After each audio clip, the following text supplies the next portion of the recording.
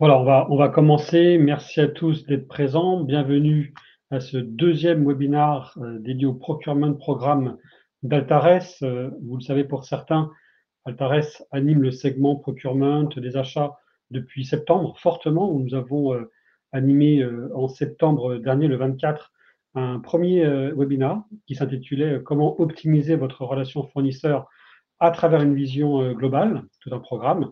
Et par ailleurs, plusieurs contenus sont disponibles sur notre site avec notamment les enjeux du procurement. Donc, tous ces éléments sont évidemment disponibles en replay sur notre site internet. Et notez enfin que nous animerons cette fois-ci en présentiel le jeudi 18 novembre à La Défense, une matinée qui sera également consacrée au procurement, aux achats avec des démonstrations, des prises de parole et même des partages d'expériences. Alors aujourd'hui, vous l'avez vu, hein, le thème est comment optimiser la performance achat à travers les données externes dans vos outils CRM. On rentre un peu plus dans le détail au niveau du concret, vous allez le voir. Plusieurs partenaires de renom nous rejoignent aujourd'hui. On va regarder ça en détail avec, bien sûr, j'ai le plaisir d'accueillir Arnaud de Evalua. Bonjour Arnaud, bienvenue. Un petit mot sur ta mission chez Evalua. Oui, bonjour à tous, merci de me recevoir. Je travaille au marketing produit, donc vraiment à traduire les besoins des directions achats en produits et inversement, à leur expliquer ce que notre produit fait pour les aider. Donc vraiment être un pont entre le produit et les besoins des achats. Et je viens du monde des achats originairement avant d'avoir rejoint Evalua. Très bien, merci Arnaud. Julien Carboni de Ecovalis va nous rejoindre un peu plus tard. Je l'ai eu il y a quelques minutes au téléphone. Il intervient en fin de webinaire, donc il a le temps d'arriver. Julie Maillero de Exton Accenture, tu es habituée à nos prises de parole, Julie. Néanmoins, encore bienvenue. Est-ce que tu peux te présenter ? Oui, bonjour à tous. Merci Laurent, merci pour cet événement. Donc moi, je travaille en tant qu'associé au sein du cabinet Exton Consulting part of Accenture et j'ai accompagné en fait dans le secteur financier une direction des achats notamment sur la mise en conformité du process achat dans le cadre de la lutte anticorruption. Très bien, merci Julie. Et puis Gilles Lambert, d'Altares, hein, nous sommes donc collègues. PMM sur les données de risque. Salut Gilles, alors toi tu es au bureau aujourd'hui. Ouais. Merci d'être présent Gilles. Un petit mot sur ta mission chez Altares. Donc moi, je suis Product Marketing Manager sur la donnée de paiement, le comportement de paiement. Et, durant ce webinaire, j'essaierai d'expliquer le but et l'intérêt de cette information dans justement les prises de décision qu'on est amené à prendre dans ce cadre. Voilà. Merci Gilles, un point intéressant. Très bien, donc n'hésitez pas à poser vos questions dans la partie chat. Alors soit on tente d'y répondre en direct, honnêtement souvent on n'a pas forcément le temps, ou alors a posteriori nos équipes, nos intervenants pourront vous répondre. Vous recevrez néanmoins la présentation en PDF dans les messages de remerciement qui suivront généralement la semaine prochaine. Alors en termes d'agenda, je le disais ce matin, on va aborder 4 thèmes voilà, qu'on voit à l'écran, notamment sur les pratiques responsables et les progrès du RSE avec Julien Descovadis qui va nous rejoindre, anticiper les ruptures logistiques via la donnée financière avec Gilles, on abordera ce point-là, et puis Julie nous précisera la mise en place des processus de KYC, anglais donc sur une position plutôt conformité, mais c'est aussi une tâche et un enjeu du procurement aujourd'hui. Mais avant tout, je vais laisser la parole à Arnaud d'Evalua qui va nous partager donc des expériences sur le source to pay. Arnaud, ce que je te propose, je vais passer les slides et puis tu me dis vocalement quand tu souhaites avancer. Arnaud, je te laisse la parole. Très bien, allons-y. Merci beaucoup. Donc aujourd'hui, je voulais aborder un thème avec vous qui était comment l'intégration de la donnée externe dans le processus source to pay peut augmenter la performance des achats. Donc vraiment, je voulais souligner 3 moments forts du processus S2P qui peuvent être concernés par cette intégration de la donnée et comment elle peut être utilisée justement toujours au service de la performance achat. Le premier point et le premier moment fort en fait que je voulais voir avec vous, c'était au moment des appels d'offres. À ce moment-là, on peut enrichir et automatiser les scénarios d'attribution de lot dans un appel d'offres et vraiment utiliser cette donnée-là pour augmenter ou enrichir la prise de décision. Aujourd'hui, nous sommes dans un environnement qui est de plus en plus complexe, nous l'entendons partout, il y a de plus en plus de pénuries, il y a une guerre des talents aussi, ce qui a un impact sur les achats de services et des exigences qui sont environnementales ou sociales plus fortes qu'auparavant. Et cela permet de moins en moins en fait, de se contenter d'une prise de décision lors de l'attribution des lots des appels d'offres basée uniquement sur le critère de prix. Il devient donc indispensable en fait, de prendre en compte plus de paramètres, des paramètres de risque, des paramètres ou des nécessités de production locale versus des productions qui étaient délocalisées un peu plus loin, dans des pays plus loin que les marchés auxquels on s'adresse, ou des paramètres en fait, de responsabilité sociale et environnementale d'entreprise. Évidemment, ça fait beaucoup plus de paramètres à prendre en compte et faire la synthèse de toutes ces données-là, qui sont extrêmement variables, surtout dans le contexte actuel où il y a de plus en plus de changements dans ces données-là, notamment les données géographiques et de pays, il devient plus compliqué avec des outils qu'on a en standard de s'adapter en fait à des variables qui auparavant étaient plus ou moins fixes et qui maintenant deviennent beaucoup plus variables. Donc c'est vraiment cette augmentation de la masse de données à prendre en compte, augmentation de la variabilité de ces données. Prenons juste en exemple les règles sanitaires en termes de pandémie. Elles changent toutes les semaines, elles changent selon les pays. C'est tout un jeu de données aujourd'hui qu'il est important de suivre beaucoup plus au fil de l'eau, beaucoup plus près du temps réel que ce que l'on faisait auparavant et qui a un impact sur notamment la prise de décision lors des appels d'offres. Si on prend ces variables, c'est qui sont liées à un risque pays, donc je vais citer évidemment les exemples d'un contexte pandémique.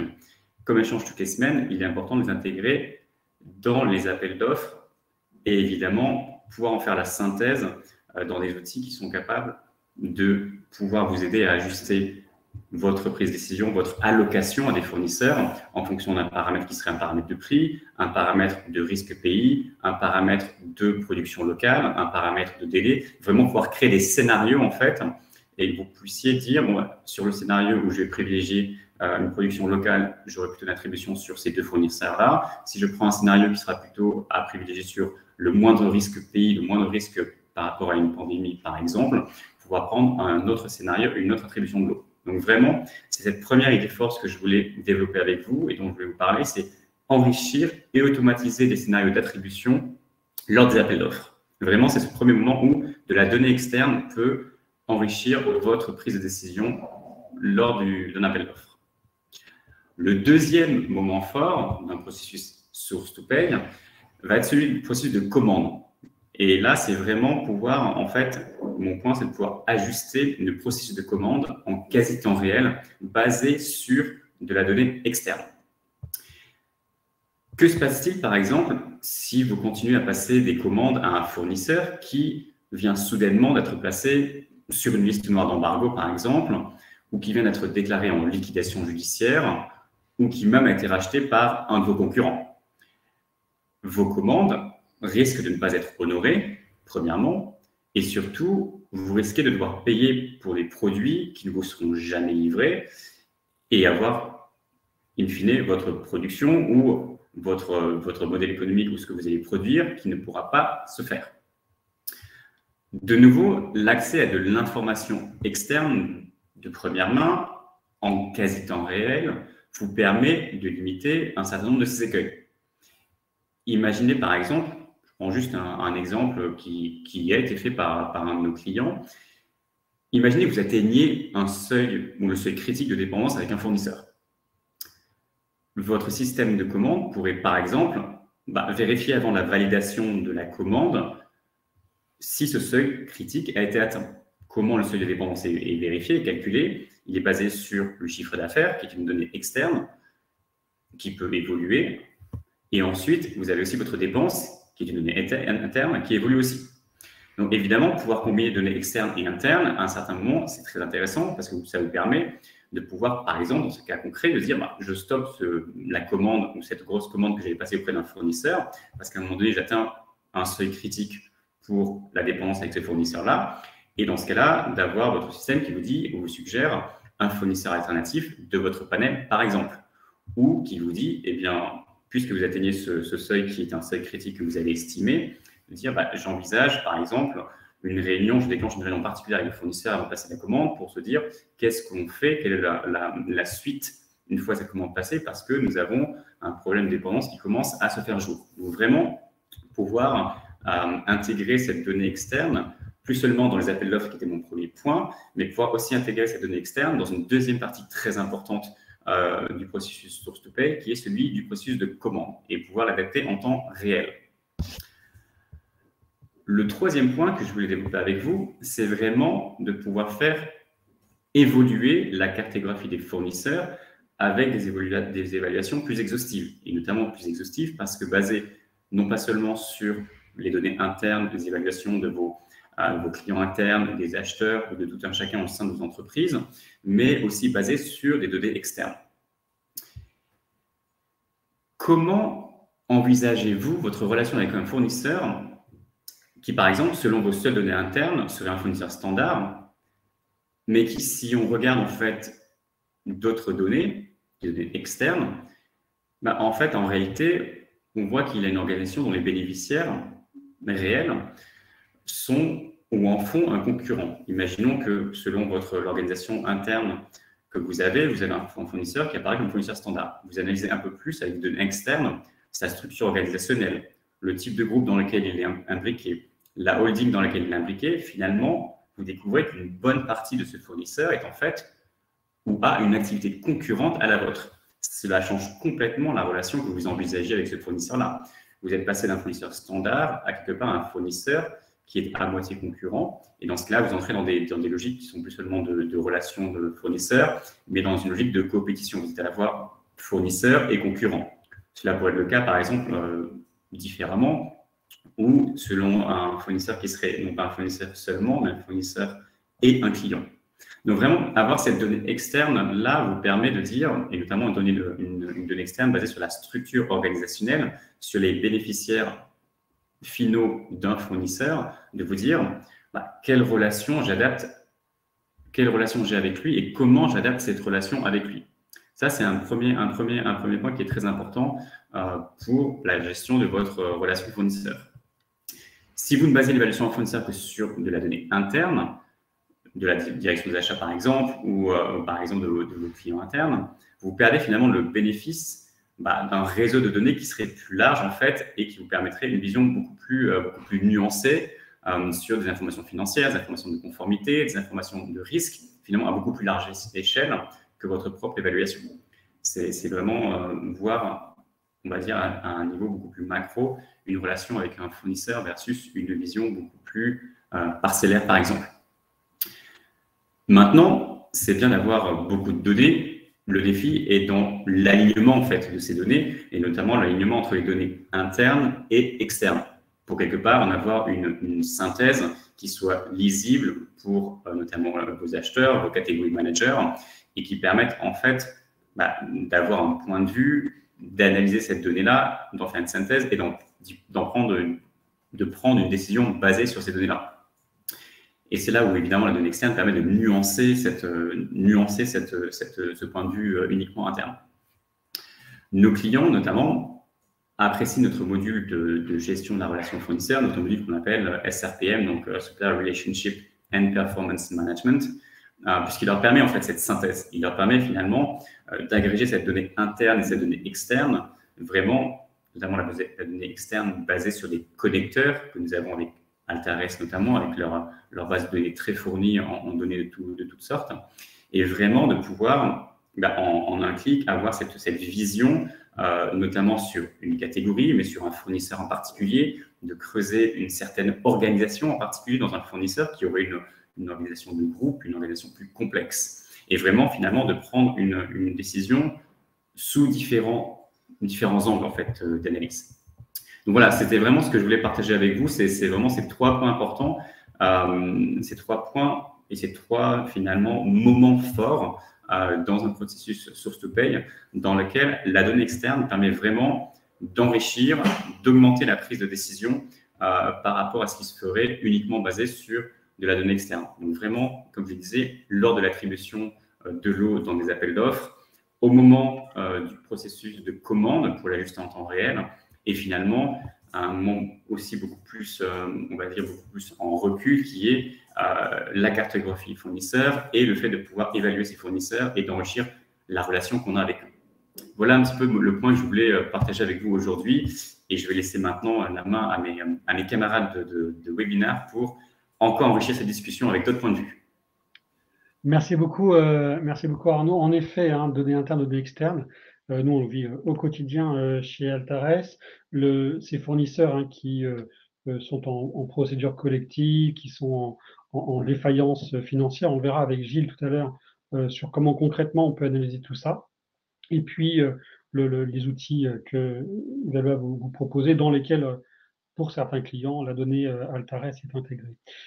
Très bien, passons donc à rentrer un peu dans le détail, et également avec ce processus de KYS, donc orienté conformité, et les recommandations que va nous proposer Exton, Part of Accenture. Hein, c'est bien ça que maintenant, il faut dire comme ça maintenant, Julie, c'est bien ça. Julie, comme avec Arnaud, je te passe les slides et puis je te laisse la parole. Et si tu dois faire appel à moi sur certains slides, je crois que c'est le cas, tu n'hésites pas à me solliciter. Merci Laurent. Alors effectivement, Arnaud vient de parler un peu de comment on pouvait viser cet objectif de performance achat en se sourçant sur des données internes externes. Moi, je vais peut-être plutôt vous exposer comment mettre en place votre processus de KYS avec SAP en lien avec les solutions Induli d'Altares. Donc peut-être page suivante. La connaissance fournisseur, donc communément appelée Know Your Supplier, donc KYS, va constituer un outil de maîtrise des risques fournisseurs qui est un des enjeux de la fonction achat. Donc au-delà de la maîtrise des coûts un peu classique, de la maîtrise de la création de valeur qu'on recherche dans la professionnalisation de la fonction, cette maîtrise des risques fournisseurs qu'on peut envisager sous l'angle évaluation financière va aussi devoir être faite sous l'angle conformité réglementaire pour répondre à des exigences, qu'elles soient de lutte anti-blanchiment, d'anticorruption, voire de protection des données personnelles quand il s'agit également de personnes physiques liées. Peut-être donc cette connaissance fournisseur, c'est bien l'un des trois piliers finalement de ces trois enjeux de la fonction achat. Je vais vous détailler plus en détail, page suivante, les 4 étapes de ce qu'on peut appeler une entrée en relation avec un fournisseur, sachant que cette exigence de connaissance fournisseur, elle va exister au moment où vous contractualisez pour la première fois avec un nouveau fournisseur, mais elle va également exister dans le cadre de revues périodiques qui doit être mis en place pour vous assurer d'une connaissance fournisseur à jour dans le temps. Alors, tout en considérant bien évidemment le taux de renouvellement de contrat que vous pouvez avoir avec vos fournisseurs. Parfois, cette étape de revue est plus ou moins lourde de conséquences. Donc, si je me focalise sur les 4 étapes d'une entrée en relation fournisseur, on va avoir tout ce travail de collecte des éléments de connaissance fournisseur, donc dont certains d'entre eux n'ont pas forcément qu'une visée réglementaire, bien entendu. Quand on va parler des données d'identification du fournisseur, ce sont des données que vous avez tous en référentiel de fournisseur de manière assez classique. En revanche, contrôler si le fournisseur existe déjà, ça va avoir une incidence sur est-ce que la connaissance fournisseur, donc le KYS, a déjà été opéré. Et si c'est le cas, on ne procédera que par une mise à jour de ce KYS. Deuxième étape, on va réaliser une somme de diligence, donc de contrôle, et c'est à proprement parler ce qu'on va appeler le KYS, où on va faire des recherches de bénéficiaires effectifs. On va faire toute une série de criblages ou de filtrages pour mesurer le risque, l'exposition au risque de sanctions, d'embargo, alors du fournisseur lui-même, mais aussi des personnes physiques associées. On va faire des opérations de criblage pour évaluer le risque quant l'exposition au risque de personnel politiquement exposé. Là aussi, on va le faire sur la personne morale que représente le fournisseur, mais on peut être amené à le faire sur les personnes physiques liées. Et puis, une troisième série de criblage qui peut être sur la recherche d'informations négatives sur la PM et les personnes physiques associées. Donc là, ça va être un peu dépendant de vos règles de conformité interne, jusqu'où vous poussez le curseur. Mais ces différentes diligences vont finalement contribuer au calcul d'un scoring de risque fournisseur. À vous de voir après, selon les industries, le niveau d'exigence que vous placez. Une fois ces diligences opérées, on va être dans une étape d'exploitation du résultat de ces diligences. Le scoring va vous étalonner finalement le fournisseur sur des échelles de risque. Est-ce que le risque est faible, moyennement faible ou élevé? Et en fonction, on va avoir des processus de validation interne qui vont différer avec potentiellement des recherches additionnelles d'informations pour confirmer ou pas cette entrée en relation avec ce nouveau fournisseur. Et puis enfin, on rentre dans une logique contractuelle si l'entrée en relation est confirmée, rédaction des termes du contrat et l'importance de conserver le contrat signé et d'enregistrer, d'officialiser l'entrée en relation pour programmer cette fois-ci les prochaines revues périodiques qui seront imposées par les réglementations que j'évoquais tout à l'heure, notamment sur la partie anti-blanchiment. Voilà, donc c'était simplement un récap un peu en termes de grands process d'entrée en relation fournisseur sous l'angle quelle diligence opérer à chaque étape. Peut-être page suivante.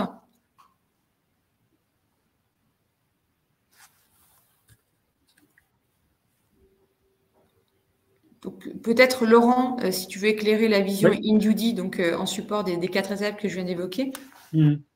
En complément du slide précédent, ce qu'on voit de plus en plus également, c'est la vérification des coordonnées bancaires, tout ce qui est RIB, etc., donc pour la partie IBAN et pour la France, pour éviter tout ce qui est fraude au virement bancaire. On voit que dans les étapes de conformité, dans les étapes d'onboarding des fournisseurs, il y avait, mais maintenant c'est vraiment mis en vigilance sur ce type d'étapes pour éviter la fraude. Alors oui, au niveau de l'évaluation des tiers fournisseurs, ce qu'on a vu dans les différentes solutions de KYS, on voit les différentes étapes qu'on voit à l'écran. Je ne vais pas forcément les prendre une par une, mais on en a 3 grandes en fin de compte. On a la partie identification, enrichissement, donc toute cette partie de collecte d'informations des données qu'on appelle chez Altares les données identitaires, évidemment toutes les données qui concernent le fournisseur, mais tout ce qui est bénéficiaire effectif, tout ce qui est dirigeant, personne ayant mandat, les risques pays, les risques activités. Donc ça, c'est la première étape, une grosse collecte d'informations. Et puis la partie exposition de ces personnes physiques et des personnes morales au screening, au criblage, suivant les tamis des personnes exposées politiquement, des sanctions et de la presse négative. Tout à l'heure, Arnaud faisait écho aux fournisseurs qui se faisaient racheter, qui changeaient de lien capitalistique. Donc tout ça, c'est évidemment identifié dans la partie enrichissement et idéalement en temps réel. La partie screening donc, va identifier le niveau de risque sur ces 3 piliers, PEP, sanction, presse négative. Et puis, les différents algorithmes vont déterminer un score d'honorabilité, un score de KYS, qui va permettre aux lignes métiers, aux équipes procurement, d'ajuster leur quotidien avec le fournisseur. D'abord, le quotidien de leur relation commerciale, tout ce qui est donc corruption, cadeaux, invitations, etc., suivant les règles et les consignes internes que vous avez. Et puis, on verra avec Gilles notamment, la partie risque financier, ça va sans dire, mais c'est mieux en le disant, un fournisseur qui ne paye pas ses factures auprès de ses fournisseurs, donc rang 2, rang 3, etc., risque de ne pas forcément être au rendez-vous lorsque vous allez solliciter pour une reprise d'activité comme on le voit aujourd'hui. Et puis un rapport de conformité, somme toute assez classique, qui reprend tout ce qui a été fait en amont et qui serait, je le dis bien au conditionnel, demandé par les régulateurs en cas de contrôle. Donc voilà ce partage-là. Après, tout ça se traduit, alors je peux continuer, Julie, sur cette partie-là si tu le souhaites.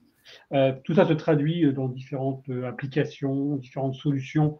Là-dessus, on n'a pas forcément de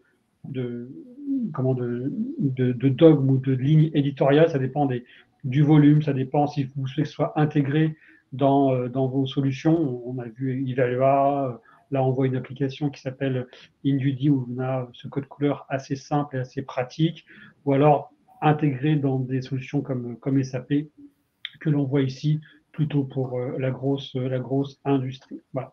L'objectif, c'est que tant les équipes compliance que les équipes métiers, achats, soient au fait du niveau de risque conformité, risques financiers des fournisseurs.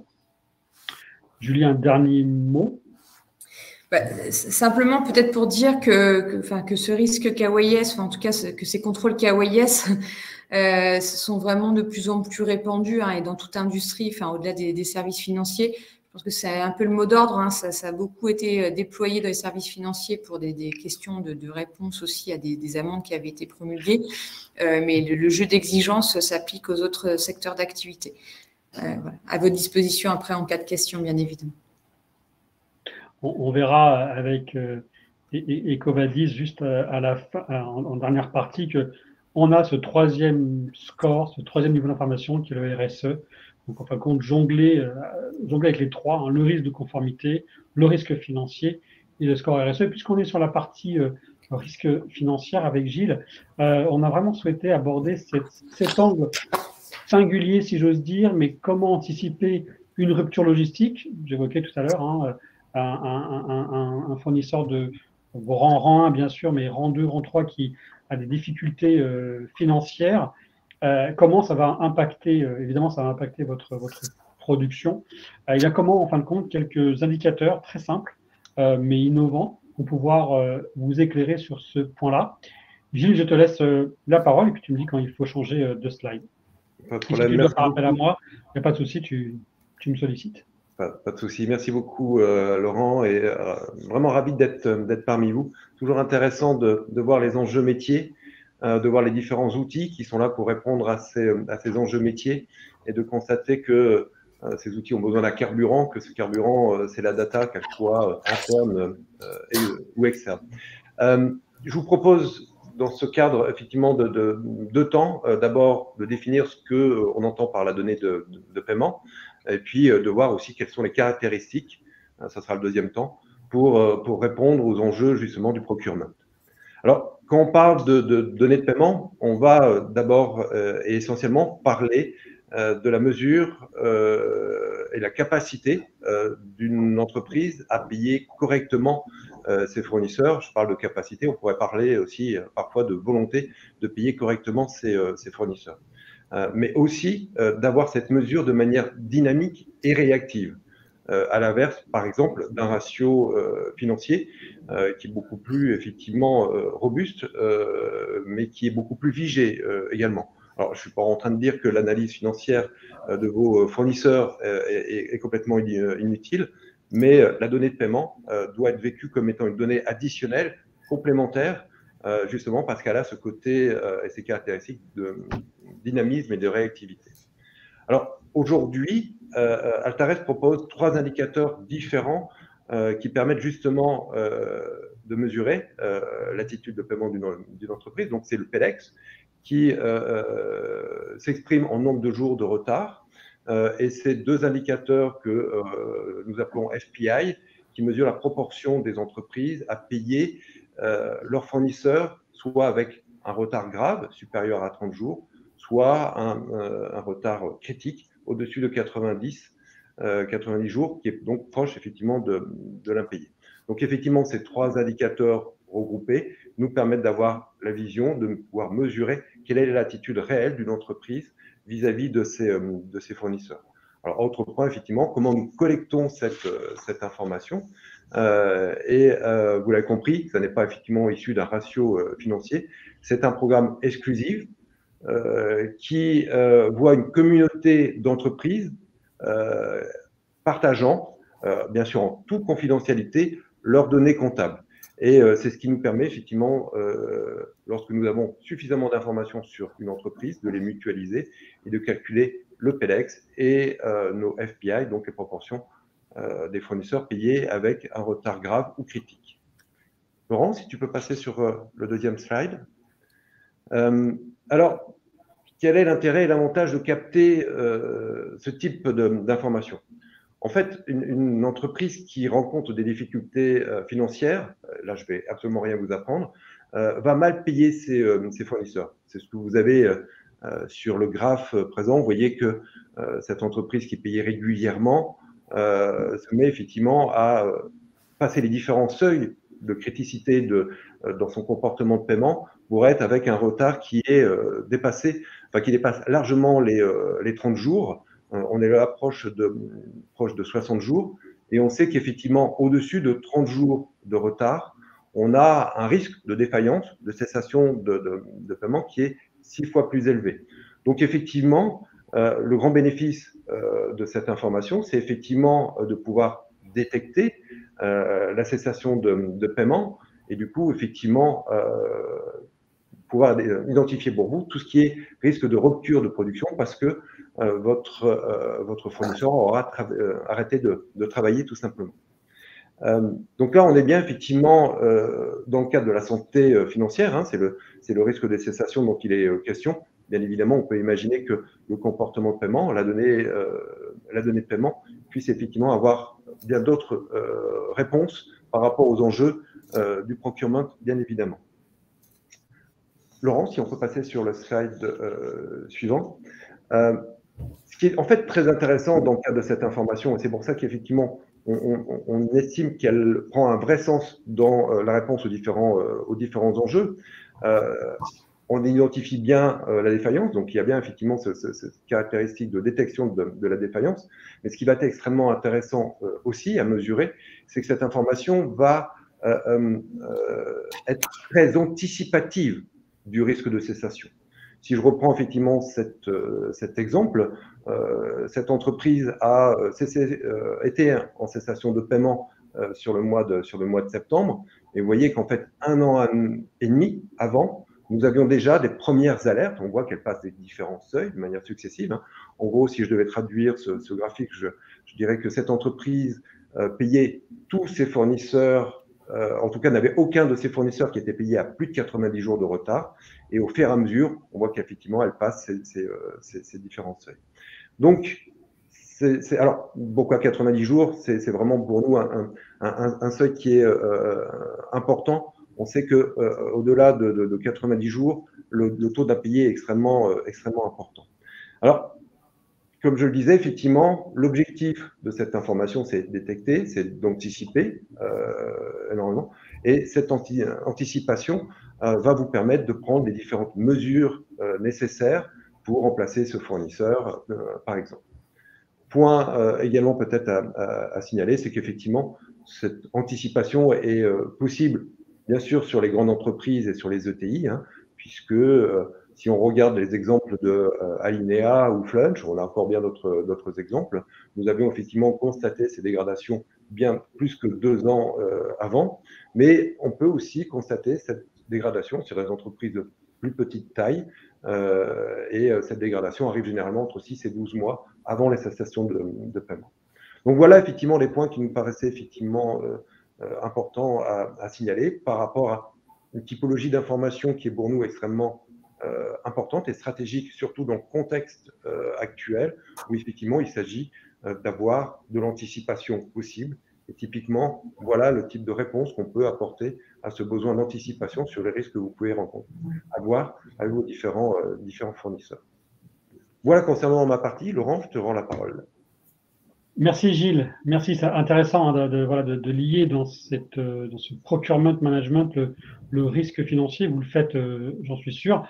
Autre indicateur, je le disais en introduction, l'indicateur RSE, CSA, on l'appelle comme vous le souhaitez, très très demandé, quasiment 40% des projets data procurement que nous avons chez Altares requièrent aujourd'hui de la donnée RSE. Nous travaillons étroitement avec Ecovadis. Julien, merci de t'être joint à nous. Tu n'étais pas au niveau de l'introduction, mais si tu le souhaites, et avant de partager les expériences dans les slides suivants, tu peux nous dire évidemment quelle est ta mission chez Ecovadis, même si c'est affiché à l'écran, et puis continuer ce webinaire. Merci Julien.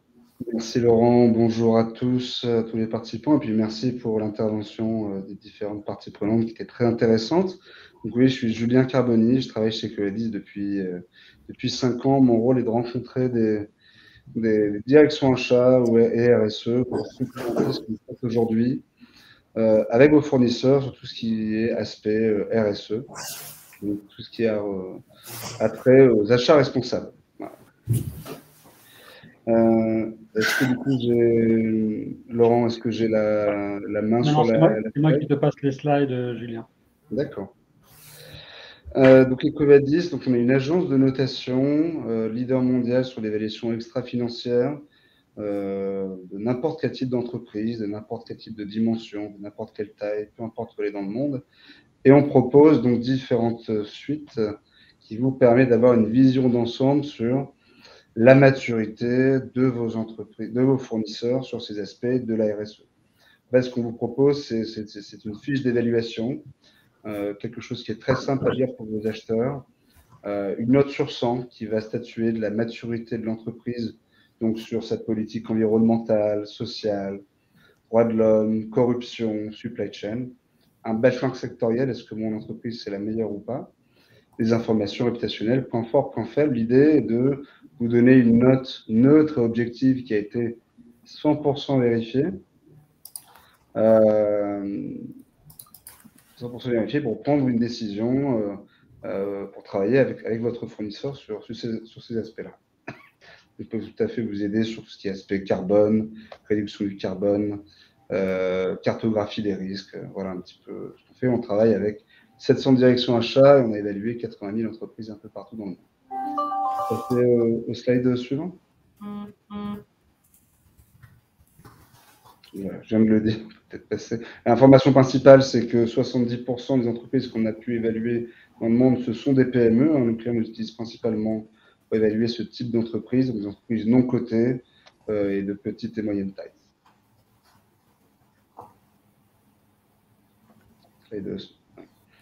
Donc, ce qu'on va vous donner, ce sont des KPI qualitatifs et quantitatifs. Donc, ce que vous voyez, c'est la méthodologie Ecovadis. Donc, 4 thèmes: environnement, social, éthique et achat responsable, qui vont, donc on a 21 critères RSE qui vont s'activer selon les particularités de votre fournisseur. Ça peut être sa dimension, donc plus elle est petite, moins elle aura de questions à répondre, par exemple. Si c'est une entreprise de 10 salariés, ça sera une dizaine de questions. Sa catégorie d'achat, par exemple, une banque, le thème de l'éthique sera beaucoup plus important que, par exemple, une entreprise dans les transports où l'environnement aura peut-être un poids beaucoup plus important. Et enfin, s'il y a des activités situées dans un pays à risque ou pas, en fonction de ces éléments-là, on a des critères RSE qui vont s'activer. Et ce que vous allez voir, c'est un résumé de l'analyse du questionnaire du fournisseur avec des documents qui nous auront partagés. Et donc, cette méthodologie est basée sur des standards internationaux. Je peux passer à la prochaine slide.